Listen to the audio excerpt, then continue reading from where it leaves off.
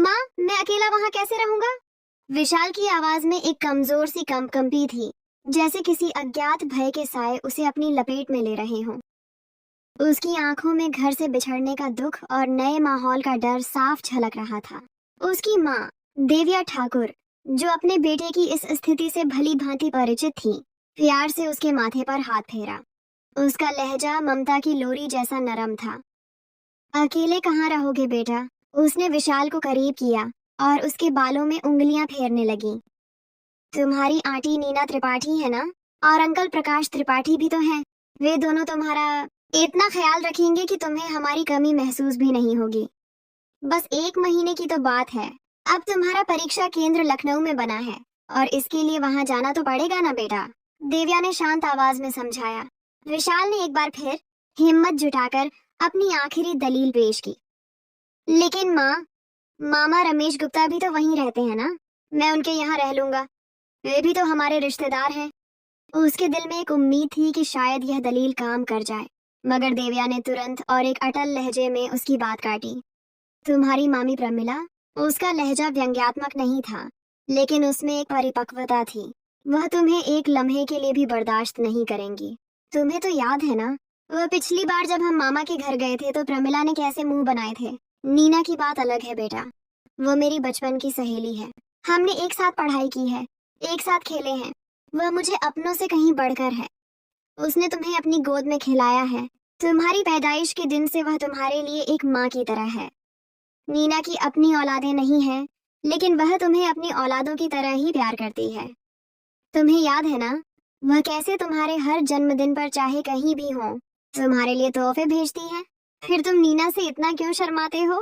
तौबा है विशाल, तुम्हारा ये शर्मीलापन कब खत्म होगा? अपने आप को बदलो विशाल, मुझे तुम्हारे भविष्य की चिंता खाए रहती है। क्या बनेगा तुम्हारा आखिर?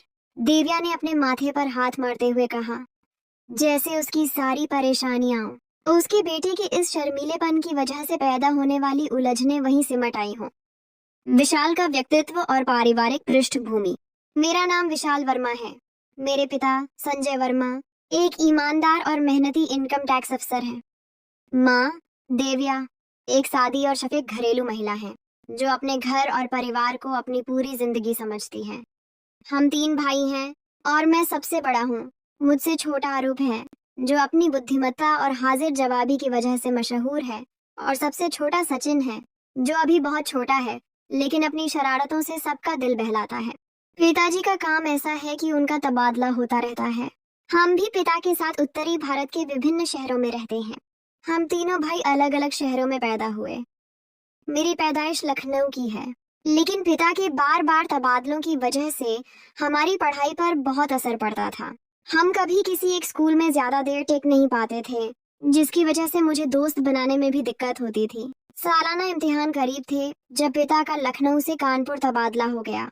अब मुझे लखनऊ में आंटी नीना, जो कि माँ की बचपन की सहेली थी, उनके घर पर रहना था। मुझे 1 महीना उनके घर पर गुजारना था। मैं बहुत शर्मीला लड़का हूँ, ये मेरी सबसे बड़ी समस्या थी। पिता भी अपनी तबीयत में किसी हद तक गंभीर हैं। माँ और पिता अक्सर मुझे छेड़ते हुए कहते थे कि ऊपर वाले ने हमें बेटी नहीं दी, लेकिन विशाल बेटी की कमी पूरी कर देता है। इतना शर्मीला। मैं उनकी बातों पर शर्म से लाल होकर झेप कर रह जाता था। नीना, मैं इस लड़के का क्या करूं? मैं तो इसके शर्मीलेपन से परेशान हो गई हूँ, देविया ने नीना आंटी के गले लगते हुए कहा। उसकी आंखों में बेटे के लिए एक गहरी चिंता थी। क्या हुआ देविया? नीना आंटी ने देविया को प्यार से थामकर मुस्कुराते हुए पूछा। उनकी आवाज में शफकत और मोहब्बत थी। लड़कियों से भी गया गुजरा है, इतना शर्मीला? देविया ने विशाल की तरफ इशारा करते हुए कहा। हाय, काश इसकी जगह बेटी पैदा हुई होती। आज बेटी की कमी तो महसूस न होती। पिता संजय वर्मा प्रकाश अंकल के साथ खुद भी हंस पड़े, और नीना आंटी मुझे हंसते हुए देख रही थी। उनकी मुस्कुराहट में एक प्यार भरी शरारत थी। मैं शर्माते हुए निगाहें झुकाए बैठा था। मेरा चेहरा उस वक्त तप रहा था। नीना आंटी बचपन से ही मुझसे बहुत प्यार करती थी। यह उनकी ममता भरी फितरत थी। जब मैं पैदा हुआ था तो नीना आंटी ने मुझे सबसे पहले अपनी गोद में उठाया था। वह यह बात हर बार याद दिलाती थी। नीना आंटी मेरी सालगिरह का दिन कभी नहीं भूलती। पिता का किसी भी शहर में तबादला हो और मेरी सालगिरह का दिन आ जाए, वह अगर खुद न पहुंच पाए तो उनकी तरफ से तोहफे जरूर पहुंच जाते हैं। ये उनका मुझसे बेजोड़ प्यार का सबूत था, लेकिन फिर भी मैं उनसे आज भी बहुत शर्माता था। शायद यह मेरे बचपन की आदत थी जो अब मेरी शख्सियत का हिस्सा बन चुकी थी। देविया, तुमने अच्छा किया कि इसे मेरे हवाले कर दिया। नीना आंटी ने विशाल की तरफ देखते हुए प्यार से उसके सर पर हाथ फेरा। इसका सारा शर्मीलापन निकाल दूंगी मैं।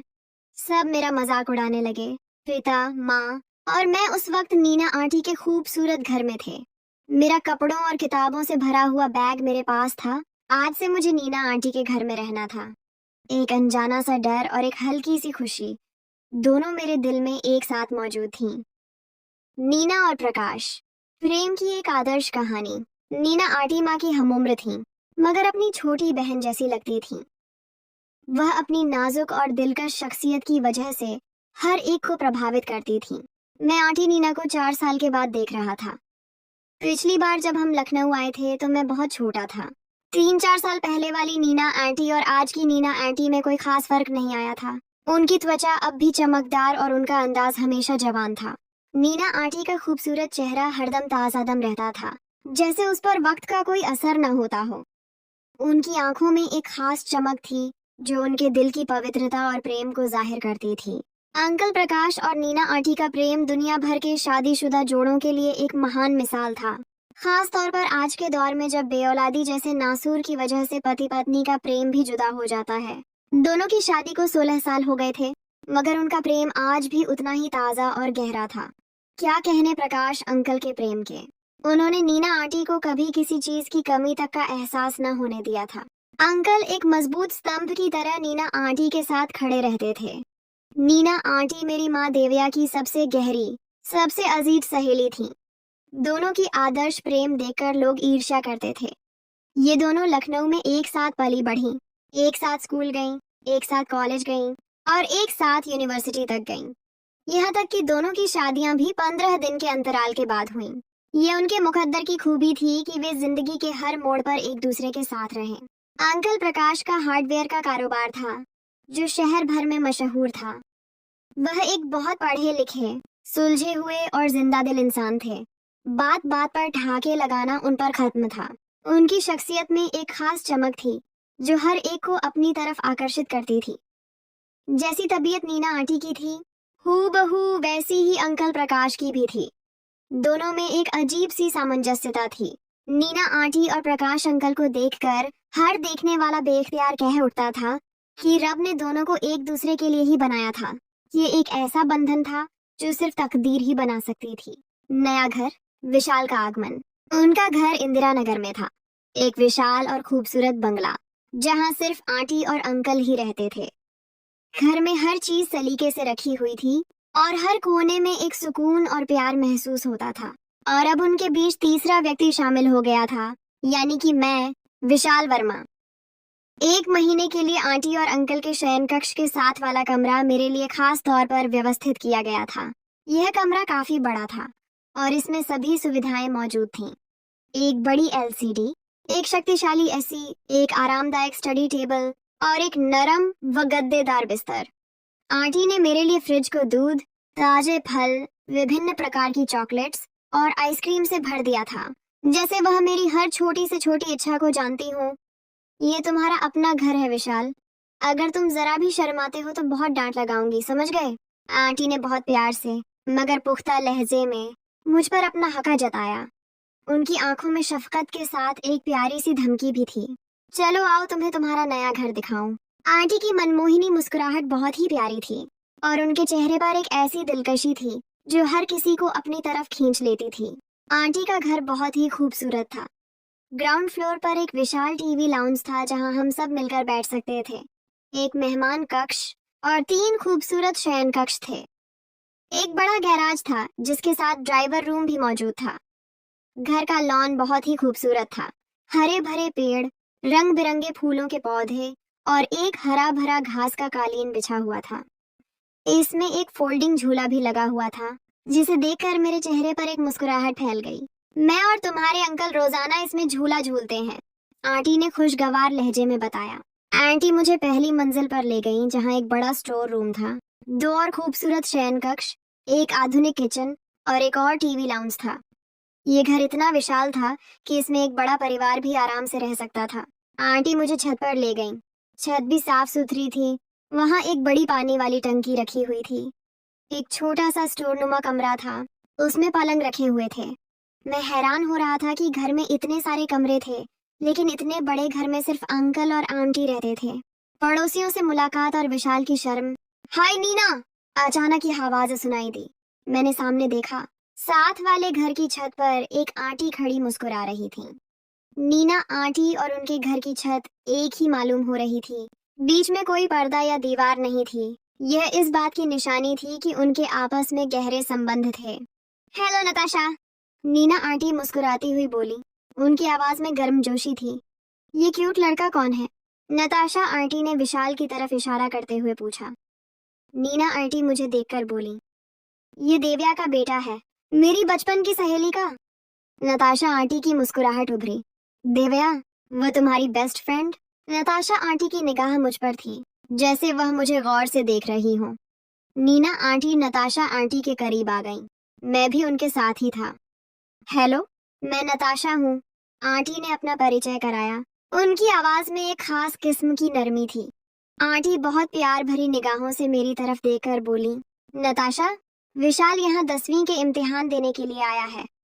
जानती हो, ये क्यूट जब इस दुनिया में आया था तो सबसे पहले मैंने इसे अपनी गोद में लिया था। आंटी बड़ी मोहब्बत से नताशा आंटी को मेरे बारे में बता रही थी, जैसे मैं उनकी अपनी औलाद हूँ।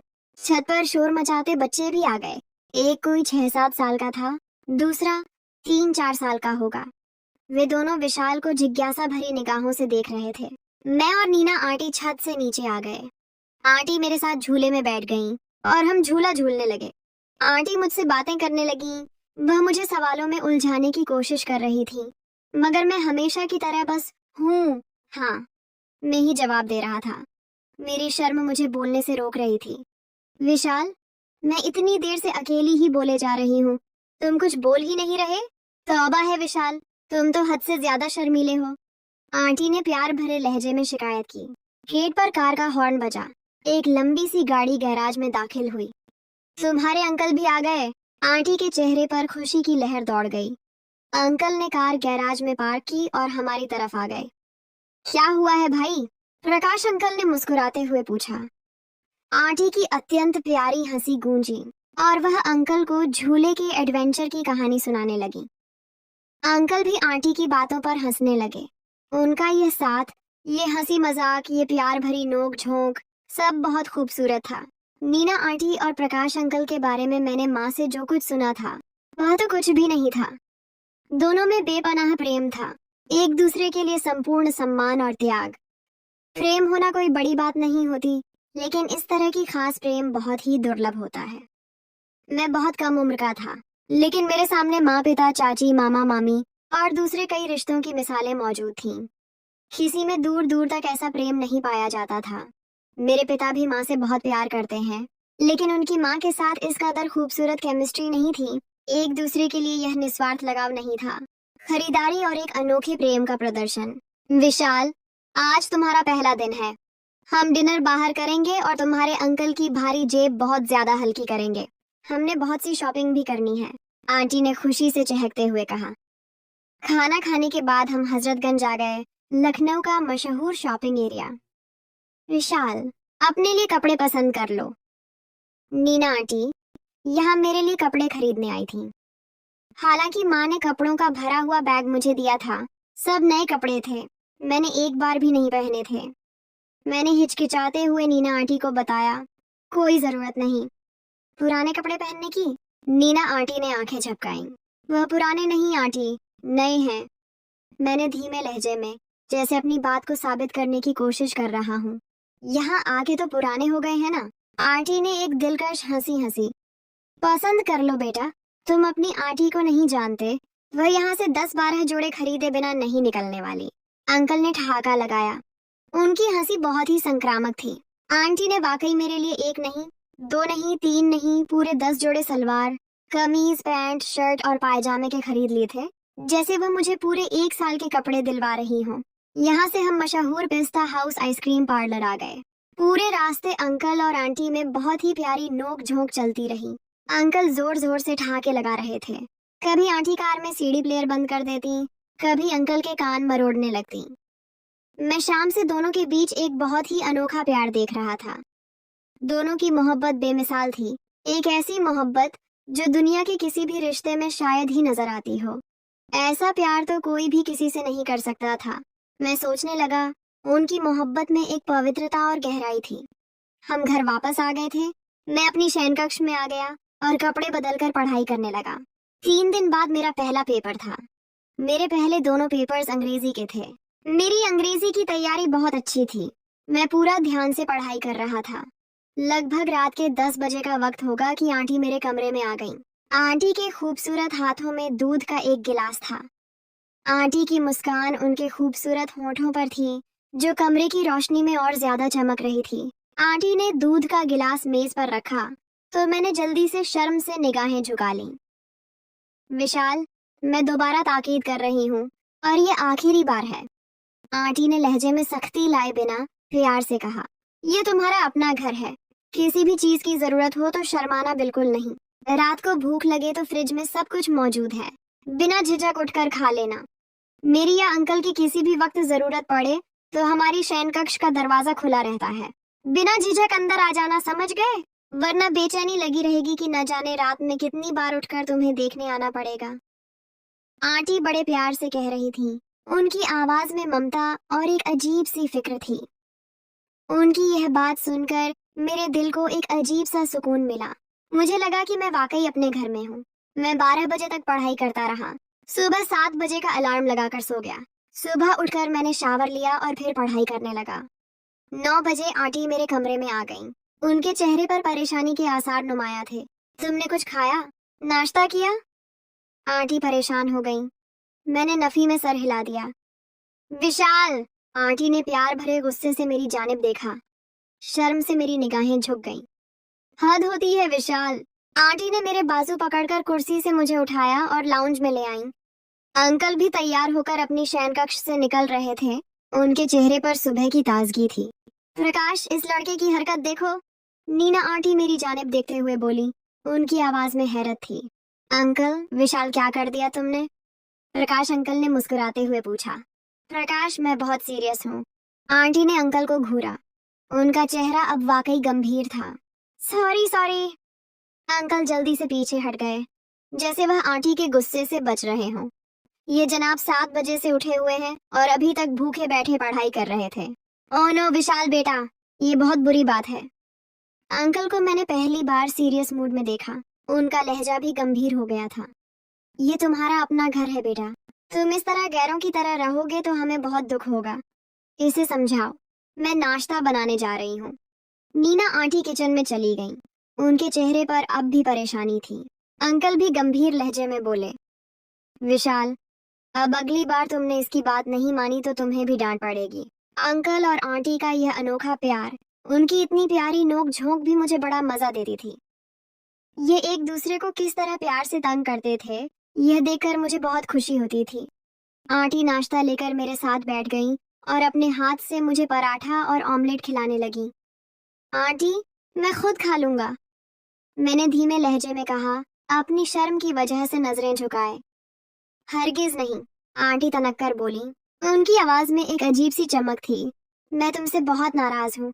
मेरी निगाह नीना आंटी के प्यारे चेहरे को देखने लगी, जहाँ नाराजगी का नाम व निशान भी नहीं था, बल्कि एक दिलकश मुस्कान थी। मैं शर्माते हुए उनके हाथ से नाश्ता करने लगा। बाहर सफाई करने वाली बाई आई थी। मैं अपने कमरे में आ गया और पढ़ाई करने लगा। दोपहर का खाना भी आंटी ने मुझे अपने हाथ से खिलाया। नीना आंटी एक बार फिर वही हरदम हंसती मुस्कुराती नजर आ रही थी।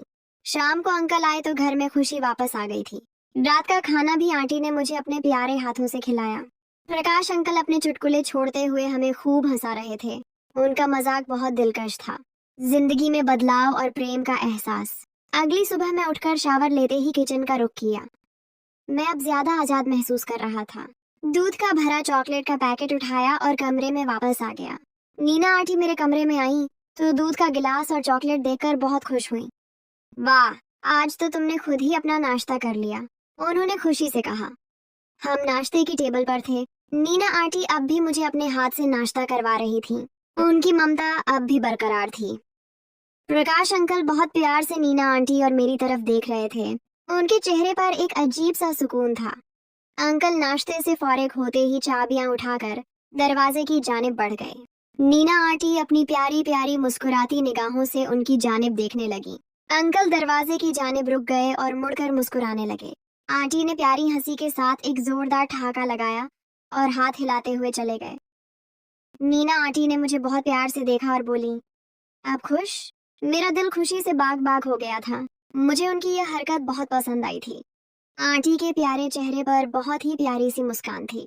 मेरी निगाहें झुक गईं। तुम भी अपने अंकल की तरह चीटर हो, देखो फिर शर्मा रहे हो। आंटी की खूबसूरत और मधुर हंसी सुनकर मैं धीमे से मुस्कुरा दिया। दिन गुजरने लगे। प्रकाश अंकल और नीना आंटी की बेपनाह और खूबसूरत मोहब्बत मेरे दिल में घर कर गई थी। उनकी रोजाना की प्यार भरी नोक झोंक, एक दूसरे के लिए उनका सम्मान और त्याग, ये सब देखकर मुझे ऐसा महसूस होता था जैसे मैं किसी फिल्म में हूँ।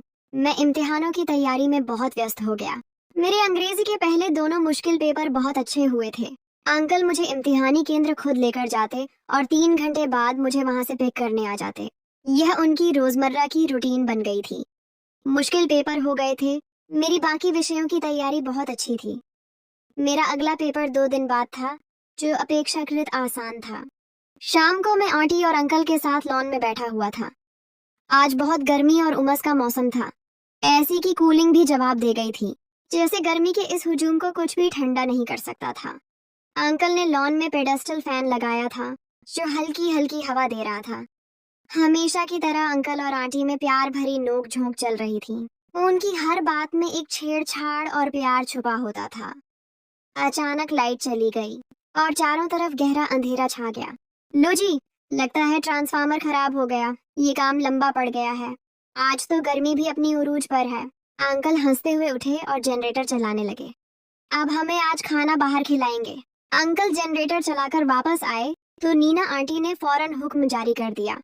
उनका लहजा एक मलिका जैसा था, जैसे वह हुक्म दे रही हो। चलिए हुजूर, मेरी क्या मजाल जो इनकार कर सकूं। अंकल अपनी ही बातों पर हंसने लगे। आप इनकार करने की मजाल रखते हैं? आंटी ने बड़े प्यार से अंकल को देखते हुए कहा। उनकी आंखों में एक शरारत थी। तौबा करें मल्लिका जी, मैं तो सोच भी नहीं सकता। अंकल अत्यंत अदब से बोले। उनकी यह अदा नीना आंटी को बहुत भाती थी। नीना आंटी की प्यारी हंसी लॉन में बिखरने लगी। अंकल हमें चौक बाजार ले आए। आंटी और अंकल क्योंकि शुद्ध लखनऊ के निवासी थे, इसलिए वे लखनऊ के पारंपरिक व्यंजनों के शौकीन थे। मेरी माँ हमें फास्ट फूड को हाथ भी नहीं लगाने देती थी, इसलिए यह मेरे लिए एक नया अनुभव था। आज वीकेंड था। अंकल का प्लान था कि हम रात भर घूमेंगे, लेकिन आंटी ने मना कर दिया। आप मुझे और विशाल को घर ड्रॉप कर दें, हमें जल्दी सोना है, विशाल के पेपर हैं कल। अंकल हमें घर ड्रॉप करके चले गए। अंधेरे का डर और आंटी की हिम्मत। लाइट अभी तक ऑफ थी। नीना आंटी और मैं लाउंज में आकर बैठ गए। कमरे में गहरा अंधेरा छाया हुआ था। आंटी मुझे अपने और माँ के बचपन के किस्से सुनाने लगीं। उनकी बातों में एक अजीब सा जादू था। वह ऐसे सुनाती थीं, जैसे सब कुछ उनकी आंखों के सामने हो। अभी कुछ देर ही हुई थी कि जनरेटर भी बंद हो गया और गहरी तारीकी छा गई। ये वह लम्हा था जब मेरी बचपन की कमजोरी ने मुझे घेर लिया। मैं सहम गया। जनरेटर को क्या हो गया? यार, ऐसी भी कोई नहीं चल रहा। लोड भी नहीं था, फिर इस जनरेटर को क्या हो गया? ये क्यों बंद हो गया? मेरी आवाज में डर साफ झलक रहा था। मुझे बचपन से ही अंधेरे से बहुत डर लगता था। जब मैं बहुत छोटा था तो अंधेरा होते ही डरने लगता था, और यह डर अब भी मुझ पर हावी हो जाता था। आंटी ये बात जानती थीं। प्रकाश भी नहीं है, इसे अब कौन देखेगा? न जाने लाइट कब आएगी। नीना आंटी परेशानी से बोली। उनकी आवाज में भी एक हल्की सी घबराहट थी। विशाल, डरना नहीं, मैं हूँ तुम्हारे पास। मैं अभी मोबाइल की टॉर्च ऑन करती हूँ। अचानक आंटी की परेशानी में डूबी हुई आवाज सुनाई दी। लगता है मेरा मोबाइल फोन भी कार में रह गया है। ये खबर सुनकर मैं और ज्यादा परेशान हो गया। लाइट भी नहीं है। कितनी बार प्रकाश को याद करवाया है। आने दो तुम्हारे अंकल को, आज मैं उसे अच्छा सबक सिखाऊंगी। उनकी मुस्कुराहट मैंने महसूस कर ली थी। इस तारीकी में भी उनका मजाक बरकरार था। और टॉर्च कहाँ होगी? किचन में नहीं, शायद बेडरूम में। आंटी मुझे साथ लिए अपने बेडरूम में आ गई। वहां अंधेरे में दराज टटोल कर देखने लगी, लेकिन टॉर्च नहीं मिली। ओह गॉड! अब क्या करूं विशाल? छत पे चलते हैं, वहां सुकून होगा और शायद थोड़ी रोशनी भी हो, आंटी धीमी आवाज में बोली। आंटी ने मेरा हाथ अपने हाथ में ले लिया। उनकी गर्म हथेली ने मुझे कुछ सुकून दिया और हम बेडरूम से निकलकर सीढ़ियों की जानिब बढ़ने लगे। सीढ़ियों में एक गहरा घुप अंधेरा था। हर कदम एहतियात से उठाना पड़ रहा था। आंटी मुझे बहुत डर लग रहा है, मैंने आंटी से कहा। मेरी आवाज कांप रही थी। अरे मैं हूं ना, तुम अभी तक वही छोटे विशाल हो जो अंधेरा होते ही पूरा घर सर पर उठा लेता था। आंटी ने प्यार से मुझे छेड़ा। आंटी के घर की सीढ़ियां भी बहुत ज्यादा थीं। खूब अंधेरे में वहां तक पहुंचना वाकई मुश्किल था। आंटी को भी इस बात का एहसास हो गया था। चलो लॉन चलते हैं, वहां हवा भी होगी। हम लॉन में आ गए और आंटी झूले पर बैठ गई। यहाँ बहुत ज्यादा गर्मी और उमस हो गई थी। सांस लेना भी मुश्किल हो रहा था। आसमान पर सितारे टिमटिमा रहे थे, लेकिन पहली या दूसरी तारीख का चांद भी किसी कोने में छुपा हुआ था। उसकी रोशनी भी नाम मात्र थी। यहाँ अंधेरा तो नहीं था, लेकिन रोशनी भी बहुत कम थी। साथ वाले घरों में शायद यूपीएस चल रहे थे। उनके गैराज की लाइट्स भी बंद थीं। गर्मी और उमस की इतनी शिद्दत थी कि पसीना बह रहा था। 1 घंटा गुजर गया था। आंटी किसी गहरी सोच में गुम थी। क्या करूं? नताशा के घर जाऊं? वहां से प्रकाश को फोन कर लेती हूँ। वह बड़बड़ा रही थी। बाहर बहुत अंधेरा है। प्रकाश ने भी सख्ती से मना कर रखा है, रात को किसी भी सूरत बाहर नहीं निकलना। हालात भी तो ऐसे हैं। मुझे तो इस वक्त लॉन में भी नहीं बैठना चाहिए था। मुझे प्रकाश को नहीं जाने देना चाहिए था। प्रकाश प्लीज जल्दी वापस आ जाए। आंटी शायद खुद से ही बातें कर रही थीं। उनके चेहरे पर एक अजीब सी बेचैनी थी। अचानक बोली, विशाल अंदर चल के बैठते हैं, यहाँ बहुत उमस है। आंटी ने इत्मीनान की गहरी सांस ली थी। हमें बहुत प्यास लगी हुई थी, गला सूख रहा था। आंटी किचन की जानिब जाने लगी। अब हमारी आंखें कुछ कुछ देखने के काबिल हो गई थीं। अंधेरे में कुछ कुछ नजर आने लगा था। आंटी ने फ्रिज से पानी की 3-4 बोतलें निकाल दी। आंटी मुझे लेकर मेरे कमरे में आ गई। ठंडा पानी पीकर कुछ सुकून हुआ, जैसे रूह को ठंडक मिली हो। लाइट नहीं आने वाली, उफ तौबा! अब क्या करें विशाल? आंटी की प्यारी मनमोहिनी हंसी में महसूस कर रहा था। इस हालत में भी उनमें मजाक था। आंटी ने मेरी कॉपी उठाई और उसे झूलते हुए मुझे हवा देने लगी। एक नरम सी ठंडी हवा मुझे बहुत सुकून देने लगी, लेकिन कब तक? आंटी का नाजुक हाथ थक गया था। उन्हें इसकी कहाँ आदत थी। कब नींद मुझे आई, मैं बेखबर रहा। मैं अंधेरे और गर्मी की परवाह किए बिना गहरी नींद सो गया। मेरी आंख खुली तो कमरे में रोशनी छाई हुई थी। रूम का एसी भी चल रहा था और मुझे एक अजीब सा सुकून महसूस हो रहा था। दिन के 11 बज गए थे। मैं कभी जिंदगी में इतना देर तक नहीं सोया था। रात ना जाने कितने बजे आंख लग गई थी, मुझे याद भी नहीं था। मैं शावर लेकर लाउंज में आ गया।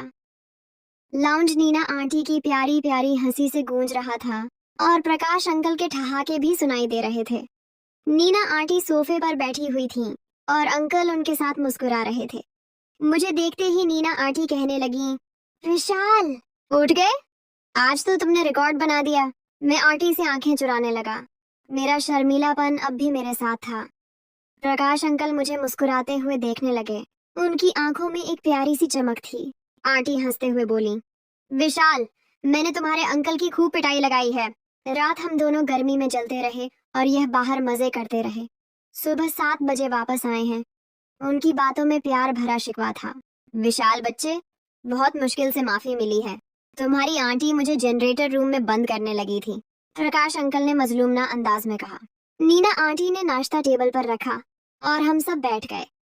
यार विशाल, तुम वाकई बहुत शर्मीले बच्चे हो।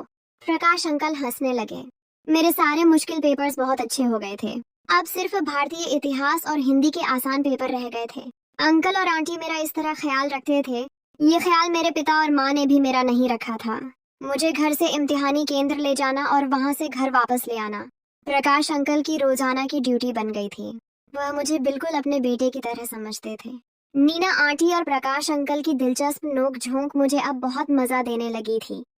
उनका प्यार, उनका एक दूसरे के लिए सम्मान और उनका खुशनुमा अंदाज मेरे लिए एक सीख था।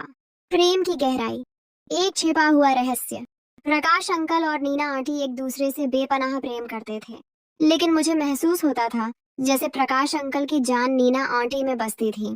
वह नीना आंटी की जुबान से निकली हुई कोई भी बात पूरी करने में एक लम्हे की देरी भी नहीं करते थे।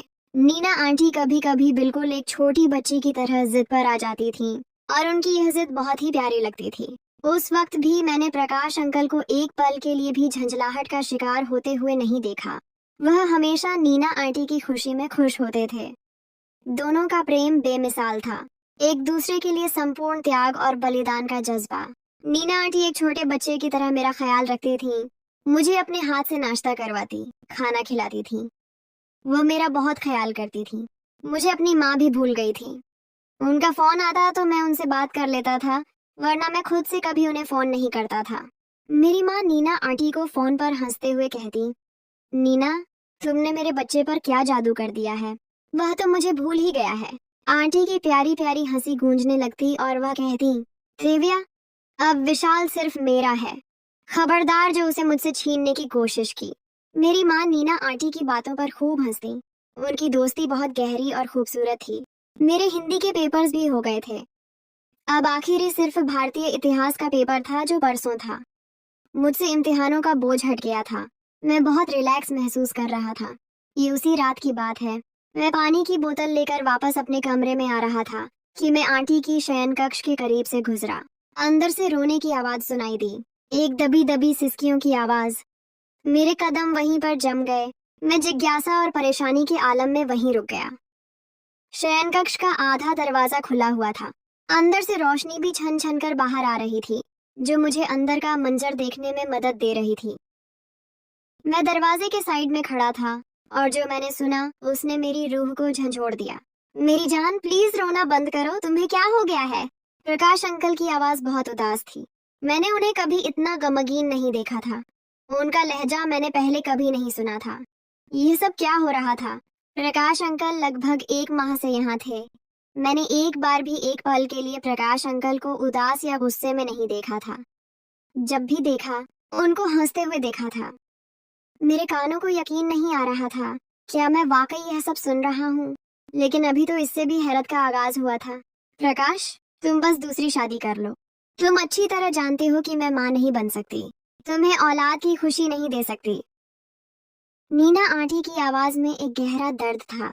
हर लफ्ज दिल से निकल रहा था। इसके बावजूद तुमने अपनी सारी मोहब्बतें मुझ पर न्यौछावर कर दी। मेरे माँ बाप, बहन भाई सब इस हकीकत से वाकिफ हैं। प्रकाश, अब मुझसे यह और बर्दाश्त नहीं होता। मैं तुम्हें इस तरह औलाद की खुशी से महरूम नहीं देख सकती। तुम शादी कर लो। प्रकाश, प्लीज शादी कर लो। मेरे लिए इतनी बड़ी कुर्बानी मत दो। उनकी आवाज में दर्द था, एक महान कुर्बानी देने का जज्बा। प्रकाश अंकल कितने महान इंसान थे, इसका कोई कल्पना भी नहीं कर सकता था।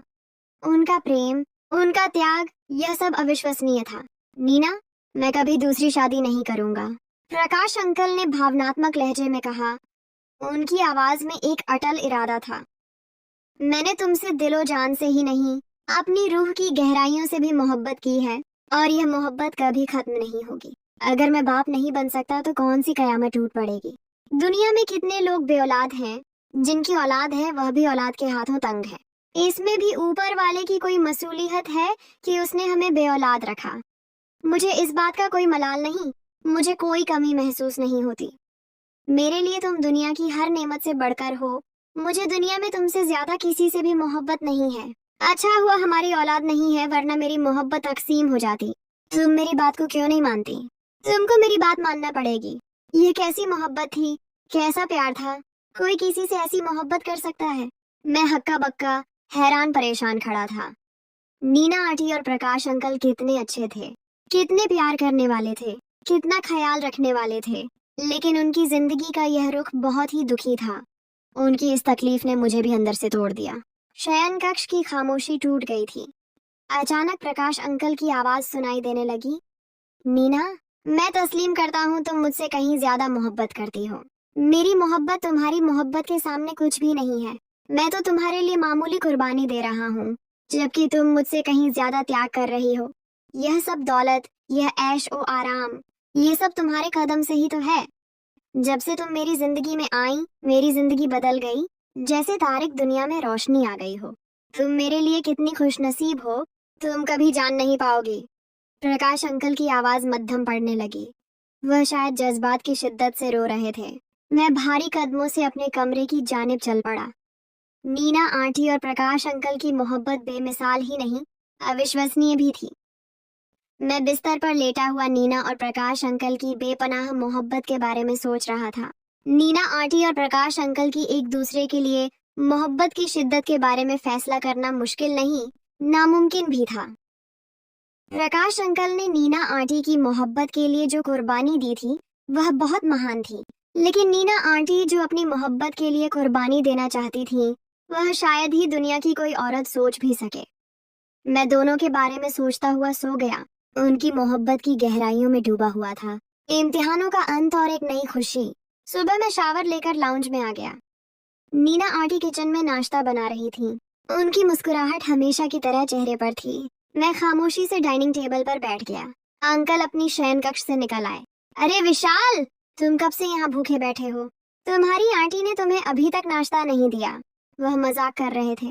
विशाल, तुम कब उठे? भूख तो नहीं लगी? नीना आंटी की परेशानी मेरे लिए उनकी इतनी मोहब्बत देखकर मेरी आंखें भर आईं। मैं उनकी शफकत का आदी हो चुका था। मैं तो अभी अभी आया हूँ आंटी, मैं धीमे से बोला। बस 2 मिनट में नाश्ता ला रही हूँ। आपको नाश्ते के लिए इंतजार करना पड़ेगा, समझ गए?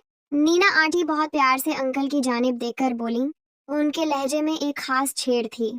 हुजूर, आप हुक्म करें, हम भूख हड़ताल पर बैठ जाते हैं। प्रकाश अंकल ने ठहाका लगाया।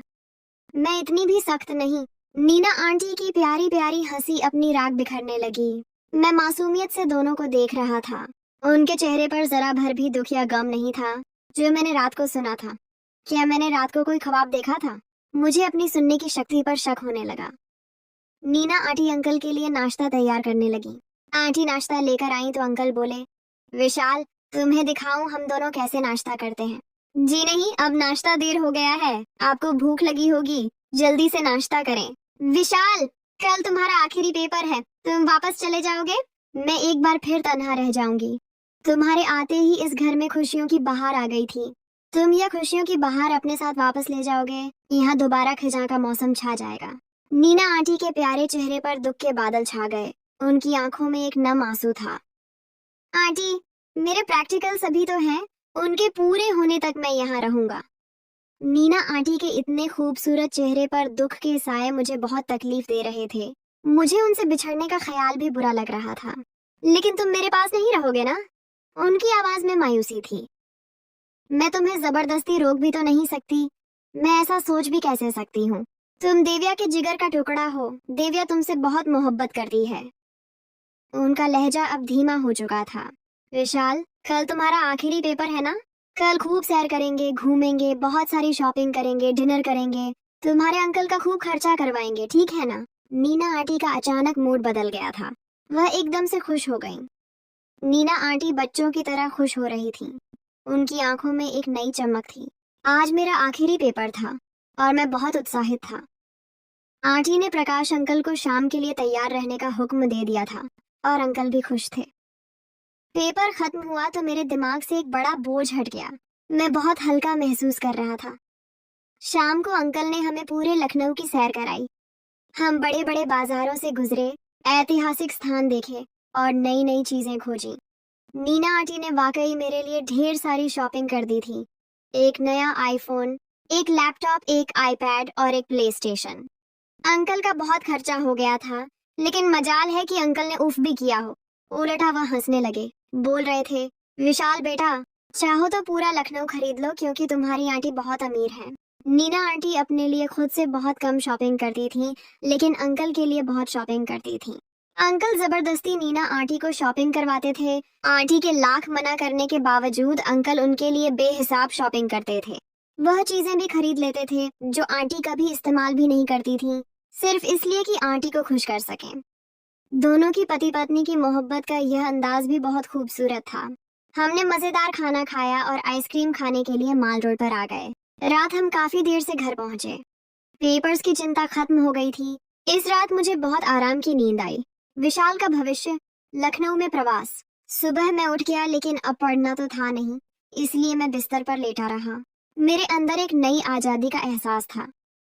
नाश्ते से पहले मैं शावर लेकर लाउंज में आ गया। अंकल नाश्ता कर रहे थे। वह मुझे देखकर बोले, विशाल, इम्तिहान का तनाव खत्म होते ही तुम्हारे चेहरे की रौनक बहाल हो गई है। मैं जब तुम्हारी उम्र में था, तनाव नहीं लेता था, अब दूसरे कामों में जो व्यस्त रहते थे। नीना आंटी की प्यारी प्यारी हंसी लाउंज में छा गई। उनकी हंसी से सारा घर गूंज उठा। विशाल, तुम वाकई हमेशा मेरे पास रहोगे? नीना आंटी ने एक उम्मीद भरी नजर से पूछा। जी आंटी, मैंने जवाब दिया। लेकिन कैसे विशाल? तुम अपनी माँ को छोड़कर मेरे पास कैसे रह सकते हो? उनके लहजे में फिक्र थी। आंटी, हिंदुस्तान के सारे अच्छे कॉलेजेस तो लखनऊ में हैं, मुझे दाखिला तो यहाँ ही लेना पड़ेगा। मैंने उन्हें अपना इरादा बताया। पिता भी बोल रहे थे कि वह मुझे गवर्नमेंट कॉलेज में दाखिला दिलवाना चाहते हैं, और वह भी लखनऊ यूनिवर्सिटी के पूर्व छात्र हैं। पिता यह भी बोल रहे थे कि वह अपने गोमती नगर वाले प्लाट पर घर बनवाना चाहते हैं। उनकी रिटायरमेंट के बाद हम उस घर में चले जाएंगे। मैंने आंटी को बताया तो आंटी के प्यारे प्यारे चेहरे पर खुशी की बहार छा गई। उनकी आंखें चमक उठी। नीना आंटी की खुशी संभाले नहीं संभल रही थी, वह जैसे हवा में उड़ रही थी। मैं अभी तुम्हारे अंकल को फोन करके बुलाती हूँ, वह सुनेंगे तो बहुत खुश होंगे। नीना ने अपना फोन उठाया और अंकल को कॉल की। प्रकाश, जल्दी से घर आ जाइए। उनकी आवाज में एक असाधारण जोश था। नीना, सब खैरियत तो है? प्रकाश अंकल की अत्यंत घबराई हुई आवाज सुनाई दी। वह फौरन परेशान हो गए। बस आप जल्द ही घर आ जाइए। नीना आंटी ने फोन बंद कर दिया। 25 मिनट बाद प्रकाश अंकल घर आए। उनके चेहरे पर परेशानी के आसार थे। घर में दाखिल होते ही वह सीधे मेरी तरफ बढ़े। विशाल, तुम ठीक हो? सब ठीक है ना? मैं पहली बार प्रकाश अंकल को इतना परेशान देख रहा था। उनकी बेचैनी मुझे भी महसूस हो रही थी। नीना, तुमने तो मेरी जान निकाल दी थी। प्रकाश अंकल ने गहरी सांस ली। अब बस आज ही विशाल का दाखिला करवा दें। नीना आंटी बच्चों की तरह जिद करने लगी। प्रकाश ने बुलंद ठहाका लगाया। दाखिला करवा दिया, और कोई हुक्म? अंकल बहुत प्यार से नीना आंटी को देखते हुए बोले, अरे ऐसे कैसे करवा दिया, आप तो कॉलेज गए ही नहीं। नीना आंटी नाराज होते हुए बोली। उनके चेहरे पर बच्चों जैसी नाराजगी थी। विशाल बच्चे, कल तुम्हारे पेपर्स खत्म हुए हैं और आज ही तुम्हें कॉलेज में दाखिला दिलवाकर तुम्हारी प्यारी आंटी पूरी दुनिया के शैक्षिक इतिहास में एक नई तारीख रकम करना चाहती है। प्रकाश अंकल हंसने लगे। उनकी हंसी से घर में खुशी की लहर दौड़ गई। मैं भी मुस्कुराने लगा। यह अत्यंत मासूम रूप मुझे बहुत ही प्यारा लगा था। वह एक छोटी सी बच्ची की तरह जिद पर उतर आई थी। ऐसी बच्ची जिसकी जब तक जिद पूरी नहीं की जाती थी, वह अपनी जिद पर अड़ी रहती थी। बिल्कुल उस छोटी बच्ची की तरह जिद कर रही थी। मैं कुछ नहीं जानती, विशाल का आज ही कॉलेज में दाखिला करवा देना। हार्ट ही जिद पर अड़ गई थी। लेकिन मजाल थी कि अंकल एक पल के लिए भी झंझलाए हों। उनके चेहरे पर हमेशा की तरह मुस्कान थी। हाँ विशाल, तुम्हारा दाखिला हो गया ना, अब तुम यहीं रहोगे, ठीक है? अंकल आंटी को कहने लगे। उनके लहजे में प्यार और मजाक दोनों थे। मैं मीटिंग में बहुत व्यस्त था, लेकिन तुम्हारा फोन आया तो मैंने एक लम्हे के लिए मीटिंग पर खास कर